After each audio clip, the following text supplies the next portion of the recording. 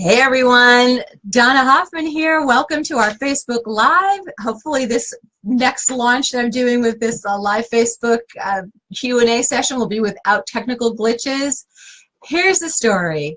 If you have a design project on the horizon, we love popping in on Tuesdays, 4 p.m. Eastern Standard Time to be able to talk about different parts of design. And we'll be here every Tuesday. That's my commitment because I really want to be of service. I want to hear what's on your mind, and I want to be able to help you as well. Crazy day here in the design studio. It's 4 o'clock Eastern Standard Time. I just ate lunch at 3:30. Crazy set of meetings today. So this time of year, a lot of you are really thinking about, do I start a design project from scratch or can I do a facelift?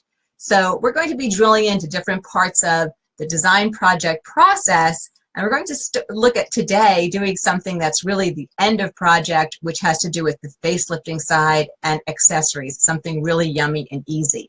I love accessories in a room because it's the lowest hanging fruit in a room. Now, I definitely want to take your questions if you have them live. And Steve, I'm hoping I'm going to be able to see a feed because we already had a little problem. So if I don't take your questions live, it means I can't see the feed of what's coming in. Fingers crossed that this will work.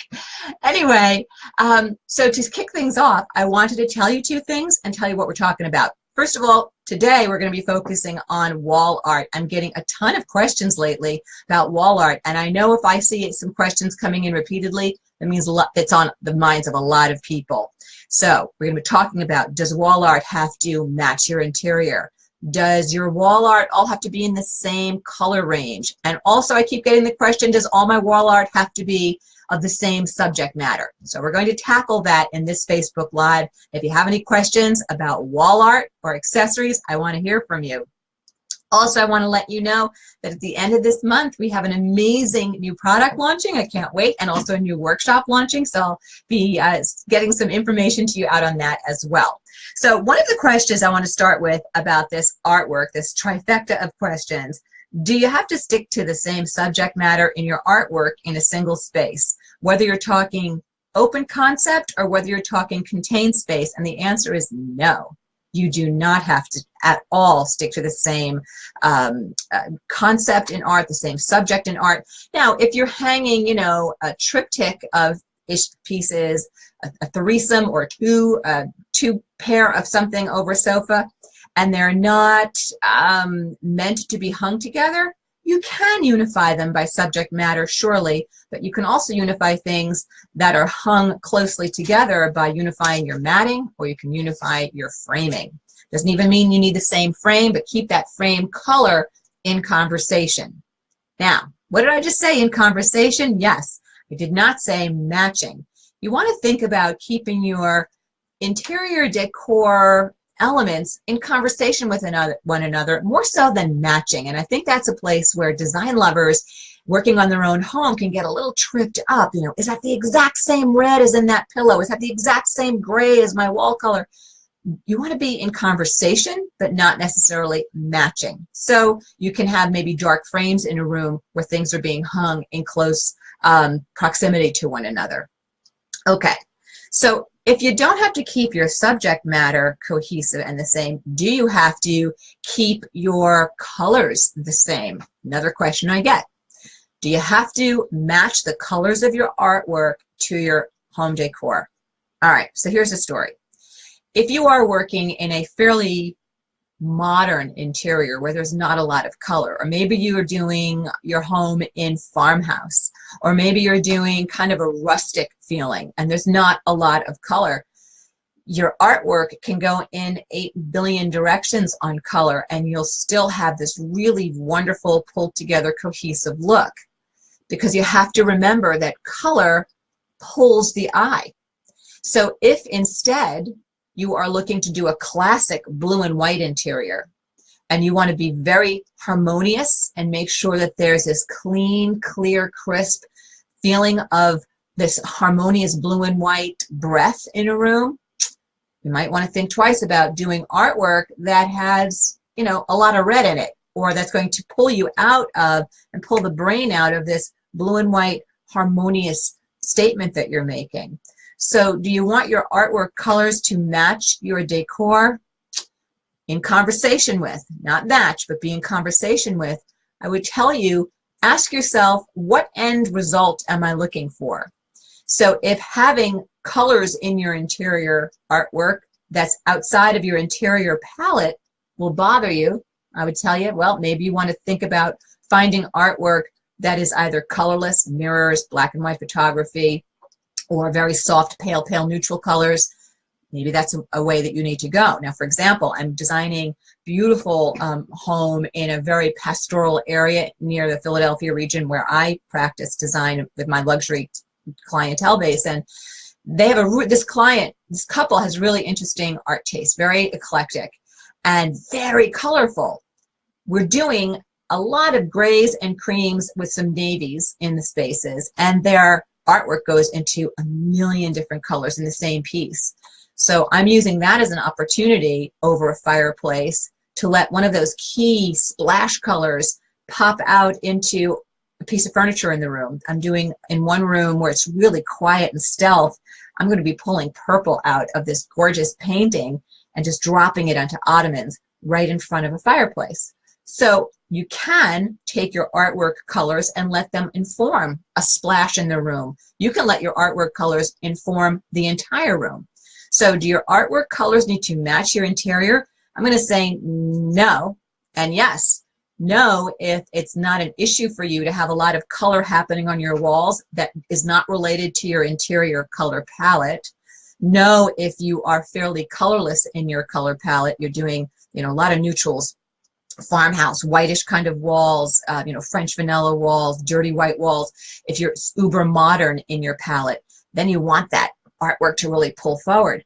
But if you're very traditional and you're very sensitive to the colors that are in your space, you might need to be a little more contained and controlled in what artwork you put where. And this beautiful project I told you I'm working on with this couple that has really interesting artwork, you better believe that I looked at all that artwork, photographed it, and decided what piece of artwork should go in what room. And tip my hat to you a little bit. This concept hasn't been presented to my client yet, but in every room, we're taking a contiguous palette, but we're going to pull a different color out of different pieces of artwork and make that really jump forward. So hopefully that helps answer the question, do your art colors need to match your interior? Answer, short answer, think about what end result you're after. And then the last thing is, do I need to stick to one color in my artwork? And I think I may have answered that already. I'm going to say that you don't need to stick to a single color palette in your artwork. I have in our home, in our family room, I've got paintings with some very different color perspectives, but they're unified in terms of overall color. Some just has color that's a little more strongly represented in it. And again, I've unified things so that my framing is in alignment. But I don't want you to think, if I have an oil painting here, can I do a giclée? Do you guys know what a giclée is? Giclée looks like an oil painting, but it's not. It's really printed canvas that's been stretched over a canvas to look like an actual oil painting. Does that mean if you have oils or giclées that you can't then have, a watercolor behind glass? No. I'm an art lover, so I say buy what you love when you see it, and you will find the proper home for it based upon, again, what end result do you want in your interior? Do you need a lot of color and movement unexpectedly off those walls, or do you need something quieter where your art really acts as a supporting note for you in what you're creating on your walls? So I'm just going to turn to my handy-dandy trusted assistant, Steve, here to the left to say, Steve, I'm not getting any sort of feed here. So Steve is going to send me my questions because I cannot see any questions. Laura Guvia wants to know, are there any rules on or interior design guidance for choosing the shape of an area rug? Okay, Laura. Yeah. Your area rugs serve a purpose. They unify furniture. They connect furniture so that you create a zone. Right? You delineate a zone. You delineate the dining table in the dining room or in the kitchen, or you pull your upholstered pieces together, or you accent the bed by running a rug beneath them. Generally speaking, when you go into off-shape rugs, particularly rounds or hexagonal, You want to do that with a particular purpose in mind, and you want to know that it's going to support the furniture layout. You wouldn't put a round rug underneath an oblong table. You're fighting the shape of that table and the functional use of those chairs pulling out from it. So I would say in a highly rectangularly driven room, you should follow that feeling in your rugs. However, just to add a little kink here, Laura, I don't often stick with standard rug sizes, 8 by 10s, 9 by 12s, 10 by 13s, 4 by 6s. I'm so used to being able to cut rugs to whatever size and shape I want, which is easier than you think, particularly in my world. I can have things custom woven, custom tufted, but in my world and in yours, you and I can both go to a rug showroom, a rug store that sells wall-to-wall carpet and say, I like that texture in that color. Can you cut it for me so that it's 122 inches by 144 inches? And you can make up your rug size and shape.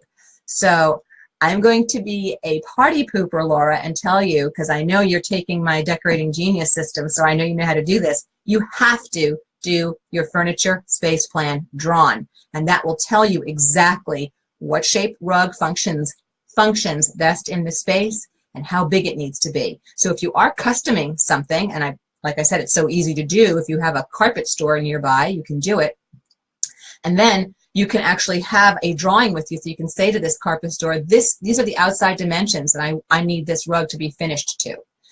I will say this, if you're going to do some custom cutting, just be aware that most rugs are woven on a loom, that's 12 feet wide. So that's 144 inches across. So you have to be careful if you're breaking beyond 144 inches, that's 12 feet, because now somebody's going to have to seam it. It can be done, but you need somebody who can do some good seaming. And I want to guarantee, I shouldn't say this, I'm fairly confident that if you go to a really good rug, wall-to-wall carpet rug store in your area, not like a big box place like a Home Depot's or Lowe's, I mean a mom and pop shop where they're used to doing probably some more custom-y kinds of things, just ask them, listen, can I get a piece of carpet fully bound to whatever size I tell you I need? Or do you have a good piecer sewer who can do that for me? So back to your question, Laura, you can custom your rugs to the exact size, a square or a rectangular or an oversized rectangle. But if you're breaking into rounds, generally speaking, unless you're doing an uber modern interior, you probably want to think of a round under a round table or a round in a center hall foyer. Same thing with an octagonally shaped rug. I'm doing a large residence that has actually a little entry foyer by the master bedroom itself on the upper level, and we're doing a really cool octagonally shaped rug, custom pieced and sewn in that area. There really isn't the room for a table in the center of it, so we needed to do something marvelous with the rug. A square shaped rug was a little more predictable. We thought octagonal could be quite yummy.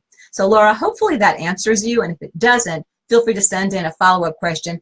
I'm not getting a feed, so I'm sorry about that, but Steve, my handy-dandy assistant, who I also happen to be married to, who works here at our company, Steve's going to be passing me questions. So I have a couple of other questions that were sent in. They're not accessory related necessarily, but I'd love to read them to you and answer them. Jennifer sent this question in. What are the rules for coordinating window treatments, curtains, and drapes with the room?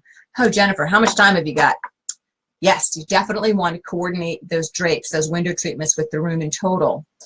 A lot of people think of them too late in the project. The ideal time to think of your window drapery story is when you're mapping out all of the fabrics that you're putting into your room. You should be at that point when you're looking at your upholstered items, any pillows that are going into the room, rugs, flooring. That's when you're also thinking, okay, what do I want to happen on my windows? So this is really a giant question, Jennifer. It's a great question, and I could use a few workshops with you to really walk you through how to do window treatment design. So here's what I'll say to you for now. I'd like you to think about what's your budget. Are you ready-made or are you custom? Because if you're ready-made, you have fewer choices than if you have custom, which in some ways might make life a little easier for you, actually, having less of a playing field to choose from. But I want you to think about, what do the window treatments look like that you're loving in your inspiration images?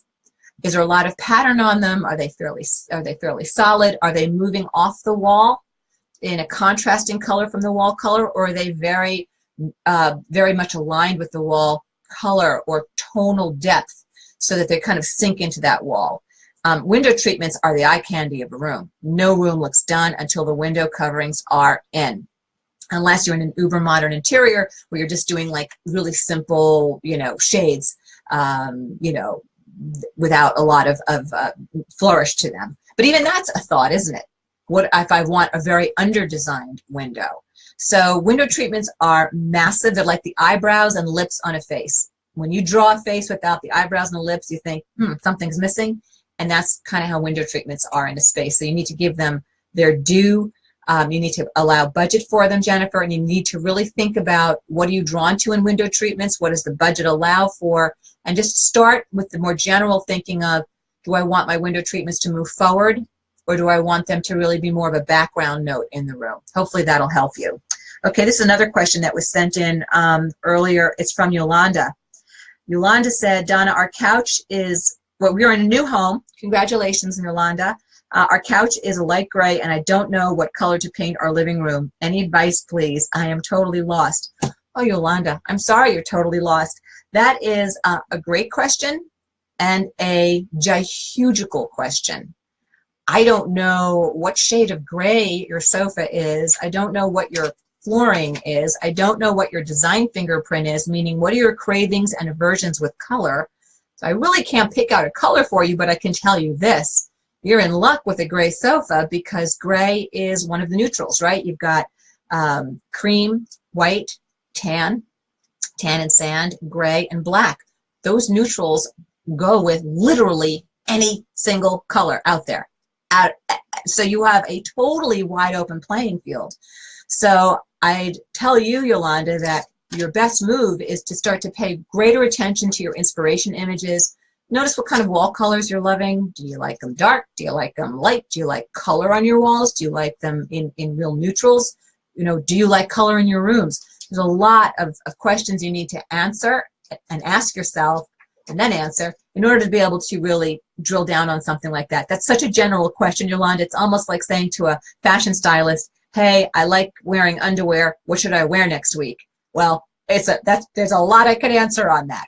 So definitely with a gray sofa, you're well poised, Yolanda.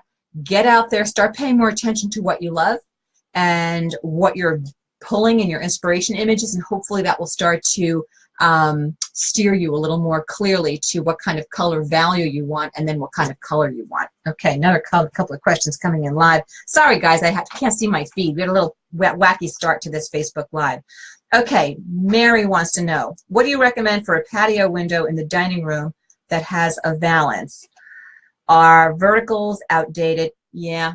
I mean, in an uber modern interior, I'm still seeing them. I'm still seeing verticals, Mary, in commercial residences, but commercial settings, I should say.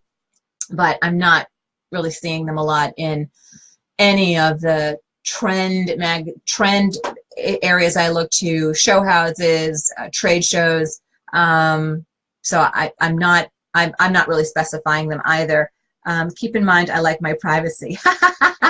Alrighty, and you have traditional furniture, and you have a cat that likes to look out the window. Mary, you're making my job kind of hard. You got the cat. No, I'm just teasing. All right, so Mary, here's the story. This is a patio window in the dining room. If it's a window, at first I thought it was a patio door that was a slider, in which case you just need to have a horizontal cover. Okay, what would I do so you don't want panels, I guess, because the cat will climb up them. I'm not a cat owner, but I'm assuming that's the issue, that you like your privacy. Well, what you can do, here's what you can do. So you've got this valance across the top, right, Mary? And your valance should have, hopefully, clearance. It should have something called a projection, meaning how far off the wall does it project? So if this is, I'll use it for visual aids. Here's my phone. So if this is your wall, Mary, and then you have your valance should project off the wall a certain number of inches, and we should be able to get something underneath it, hopefully, if your projection is wide enough. deep enough. So underneath your valance, Mary, you could certainly do a shade that lifts and lowers. I don't know how wide this window is. There, you are limited based upon the shade product you select. You're limited in how wide they can be. I don't know if you have a double width window or if this is a triple width window, but the nice thing about a shade is that you can bury it entirely under the valance when it's up, and you can also choose shade product that when it's down, that might give you just veiled view, so nobody can see in, but you get a little bit of view out. And the fact that you don't have to drop it all the way down to get your privacy, hopefully the kitty can't get up there and you know, interrupt your shade product. So again, you wrote that this is a patio window, not a patio door, so I hope that I answered you properly. And if not, send in another question, and Steve will be able to, this is so high tech, tell me what questions are coming in. So welcome to our Facebook Live. I have time for 1 or 2 more questions here. We are talking about how to get your home looking great for this new year. Also, I want to announce, if you're just joining us a little on the late side, phenomenal new How to Facelift a Room product coming out from me at the end of this month, at the end of January. And in celebration of that, we're doing Take Your Questions Tuesday, every Tuesday, 4 p.m. Eastern Standard Time. I'll be focusing on different aspects of design. We're going to start getting more formal with these. I'll start announcing ahead of time what I'm drilling down on topic-wise. We've been a little bit generic in these Facebook calls, Facebook Live so far, which is great too. I get to hear what's on your mind. But just keep an eye out for that. January 31st is our launch date there, and a new workshop coming your way too. Okay, here's another great question from Luann. Luann says, hi, what color paint for 2018 for a traditional / modern interior living space? I know that grayish barn floors seem to be in. I'm not sure what color works. I'm not sure what color works with that due to it being gray and beige. Luann, if you were with us earlier when I talked about Yolanda's gray sofa, gray, you could go in 8 billion different directions. The whole thing with gray that you have to watch out for, guys, is that gray can either, it's just dealt with this in a meeting, gray can either go really blue or it can go really green if it's not a very balanced gray. That is gray, gray, so help me gray. So I would just ask you to be careful as you're looking at the gray beige that you have you know, already in your home, to make sure that whatever colors you put next to it don't coax out an undertone in that gray that you're working with that you're not happy with. Hopefully that helps you. Okay, Steve's got another question there. Okay, this is truly the last one. Oh, I got more. You got more? All right. Maybe this is not the last one. Okay.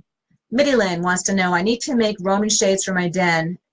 Do I need to know how to do the roller? Yeah, you do. And Mitty Lynn, I'm going to tell you right now, you're looking at a designer. I win design awards designing things, but I can't build a thing. I have a glue gun. I still don't know how to use it. And I was very nicely asked, very lovingly asked, to leave a sewing work room when I was in graduate school because I stink with a sewing machine. I see that needle going up and down, and, you know, suddenly having a hard time swallowing and break out into a cold sweat and think, holy cow, that needle could go right through my finger at any time. So if you want to know how to build a window treatment, you're in the wrong Facebook Live. But I wish you great luck, and I look forward to seeing whatever it is you make. Steve, this is another question. Okay, one more. Then you have many more? Poor man is writing like a maniac here. Joyce wants to know, what type of window treatments do you recommend for 2 small windows that are around the fireplace, 23 inches? I'm assuming that you're talking about 23 inches wide. All right, here's a story. You know, those windows on the side of fireplaces, those long, narrow windows, they look great. It's a great way to add more light into the room, but they can be a pain in the neck to cover, especially if you need to create privacy. So here's the story. You can do something asymmetrical, which is is fairly French actually in its origins, and you can do a rod above those windows and then drop only one panel. So if this is my fireplace, and here's my window, I would do a rod and one panel, and over here a rod and one panel. Very asymmetrical. Why? Because you can't drop another panel so close to the fireplace. Not safe. So you can do an asymmetrical hang, or you can do so it's just one panel on the outside edge of either of your windows. Or what you can do, Joyce, is you can do you know, some sort of valance, just a valance top, and not control any light, or valance top, and if you need to, you can do a shade beneath, and you can even motorize it and let that shade come down. If you have a flat screen on that fireplace in the center and you really want to make sure that you can block out light, I really love a lot of light in a room, so I have designed rooms where I put long windows on either side of a fireplace, but I always know ahead of time how I'm going to treat that window. So hopefully, Joyce, that helps you. Okay. All right, these questions still, they're flying in. Okay, Karen, I'm trying to blend brown leather sofas. Steve, I can't read your writing. Sorry. Oh, this is crazy. I'm trying to blend brown leather sofa with gray walls and an open floor plan. Karen, I don't really know exactly what your question is. It's kind of general. You want to blend brown leather sofas with gray walls and an open floor plan. I see no problem blending those with what you've just described. So you either need a follow-up, you need a much more specific follow-up question to that. That's the problem with interior design questions. If they're super general, kind of like, hey, I like food, what should I eat next week? I don't know, tomatoes. You know, you got to give me a little more to work with here. All right, Tony, but feel free to send in a follow-up question. Tony wants to know, I want to check my watch to make sure that I'm not overstaying my welcome in this Facebook Live. Tony wants to know, my home has plantation shutters in every room. Do I need drapery? No, you really don't, Tony. I'm dealing with this right now with a family. They're in a historic property. It's like a 1910, 1920s, really cool home in the Princeton, New Jersey area, and shutters everywhere. And it's a really wise use of dollars, first of all, because shutters really, believe it or not, maintain their value. They are very classic, and during the worst of the Great Recession that we just were in, or coming out of, or whatever, it was amazing that the sale of plantation shutters stayed really consistent. People were buying them, they trusted them. Here's the story, though, with plantation shutters. They don't do anything for heat control, heat loss, and even in this home, with this 1910, 1920s home, where there are these beautiful high ceilings, and we're doing gorgeous things in the home, I just spoke to my client recently saying, listen, when we're in phase 2 and budget allows, I think that having very simple drapery panels would make great sense to lift the ceiling even more in this wonderful home and warm up the room a little bit, because it's a room that it just needed a little, there's not a lot of wall space in the way this home has been rejiggered, and having something that defined the wall / window, the window wall, helped us in this particular room where we have these plantation shutters, as they are all over this home, but also it frames and softens that window as well. You know, fabric panels, just, they're holding their style weight. They are still clear winners to take a room from not so finished looking to very finished looking. And with your shutters, again, I don't know if you can open and close your shutters, if you tend to leave them just shut, but with the louvers open so that you have some veiled privacy. The beauty is that, you know, you can just do stationary panels, so you're not having to go into the cost of panels that open and close as well. So I love rooms that are just shutters without panels, but I think panels are gorgeous with shutters.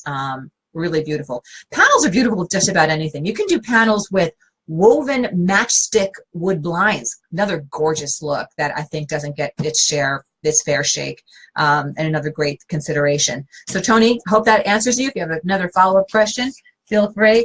All these yellow stickums are just flying here. Okay, Bonnie with an I. Bonnie wants to know, Bonnie, you really want me to tell you how old everybody how old you are? All right, you wrote it. I'm 53 and live in the DFW area, Dallas Fort Worth area. Sorry, my New Yorker roots. What is a good interior design school to attend for myself? I love to stage and repurpose. Bonnie, Dallas Fort Worth.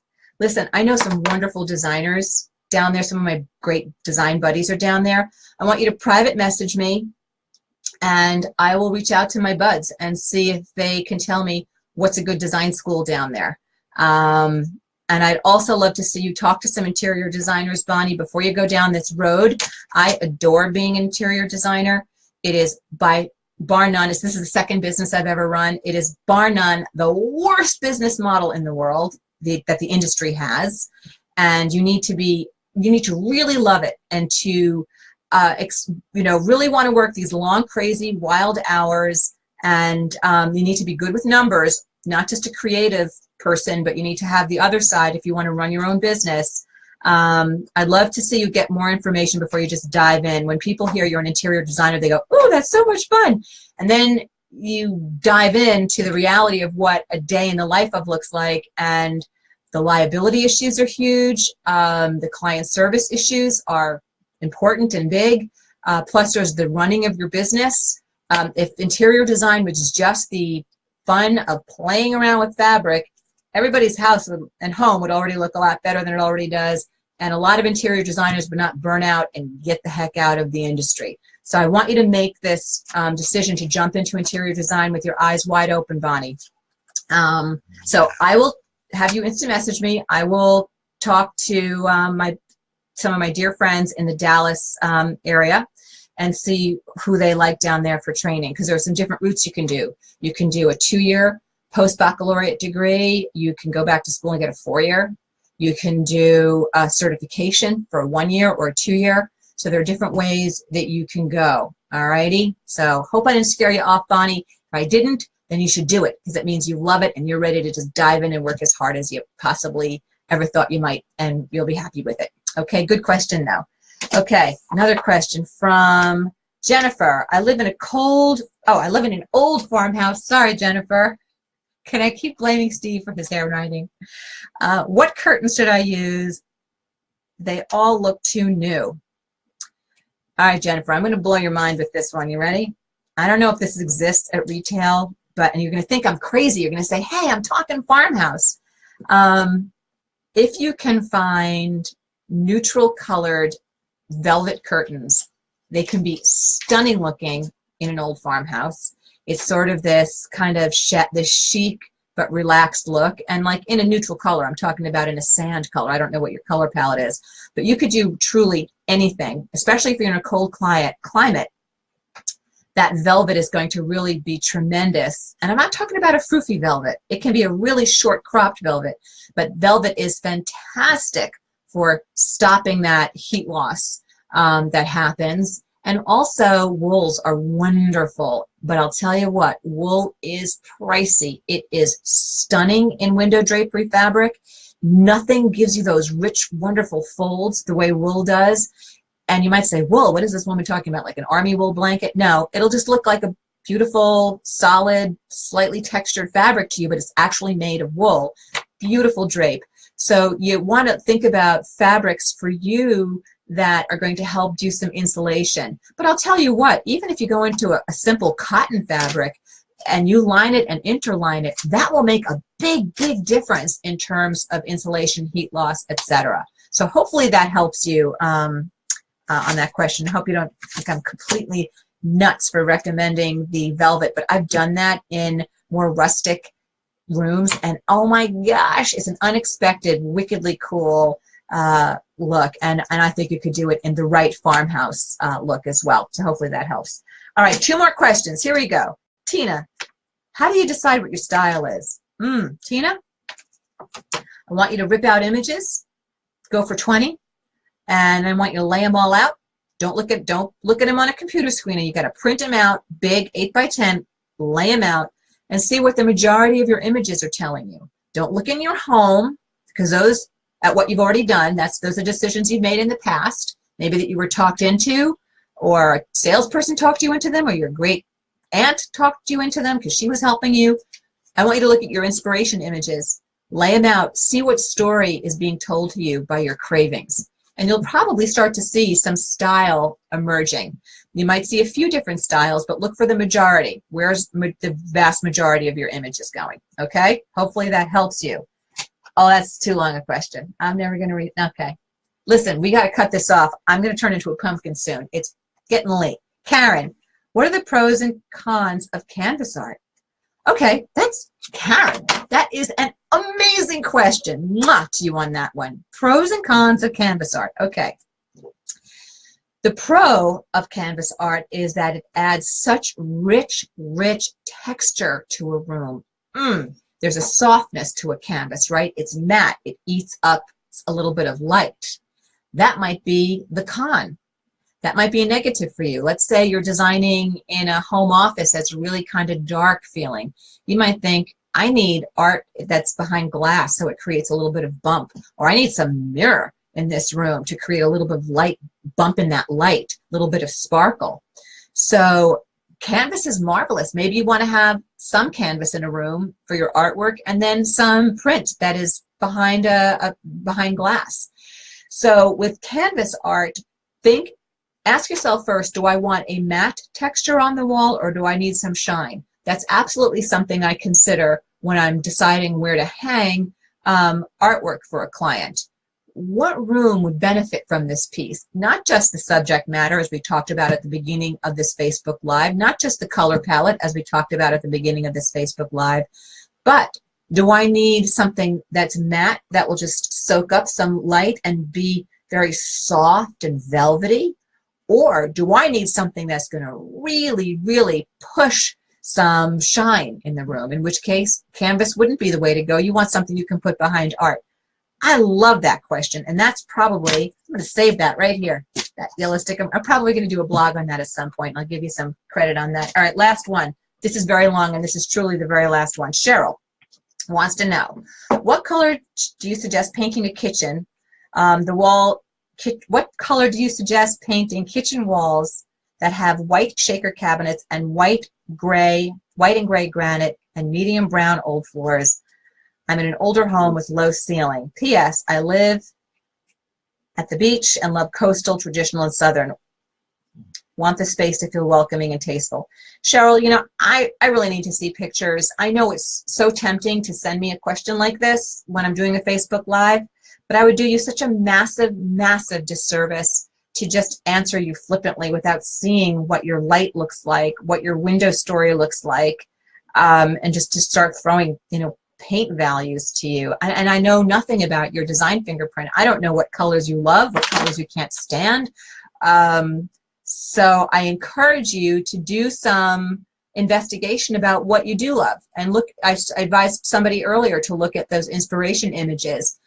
What colors are you drawn to in terms of wall color? I will tell you, in one of my private Facebook groups we have a product called the Decorating Genius System where people have access to me in a private Facebook group, and one of our members was having a massively hard time finding a color for her walls with white cabinets, because it wasn't a white cabinet, it was an off-white.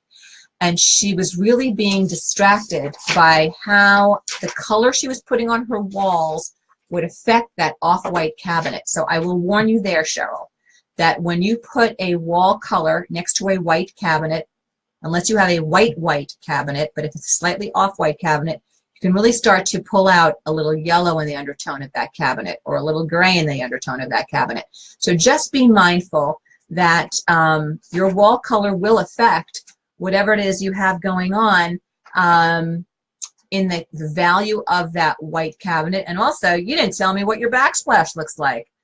I'm much more concerned about what your backsplash looks like based upon this question than just knowing about the white cabinetry. So Cheryl, I'm not trying to give you the old heave-ho. I'm actually trying to do you a favor by not giving you an off-the-top flippant answer that wouldn't give you enough information. But I think it's a great question, and I understand where it's coming from, and I appreciate your asking it. All right, my lovelies, listen, I have overstayed my welcome. I got places to go, people to see, and I know you do too. I just want to remind you that we have something phenomenal launching at the end of January. It's a brand new workshop and also a brand new product. So I'm excited. We'll be getting more information out to you as well. And because we had technical problems when we were trying to start this Facebook Live, I think we should still post that article. Great article about whether or not you should start your project from scratch or if you're just looking for a facelift, if that'll do for you. So I'm going to see if we can figure out how to get that out there to you once we wrap up this Facebook Live. And I see little hearts flying, so somebody likes that idea too. All right, my lovelies, I will see you next week on Tuesday, 4 p.m. Eastern. I'm going to be talking about lighting, because I'm getting a lot of questions about lighting, and lighting's a weird thing. It's partially an accessory, it's partially the jewelry and functional furnishing of the room. So let's talk lighting next week. All right, my lovelies, see you next time.